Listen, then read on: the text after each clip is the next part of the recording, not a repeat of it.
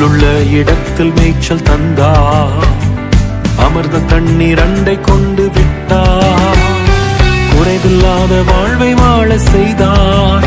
யெகோவா ஈரே ஈரே என்றே பாடுவே, யெகோவா ஈரே ஈரே என்றே பாடுவே. போற்றி போற்றி துதித்திடுவோம் இயேசுவை, பாடி பாடி உயர்த்திடுவோம் கர்த்தரை. போற்றி போற்றி துதித்திடுவோம் இயேசுவை, பாடி பாடி உயர்த்திடுவோம் கர்த்தரை.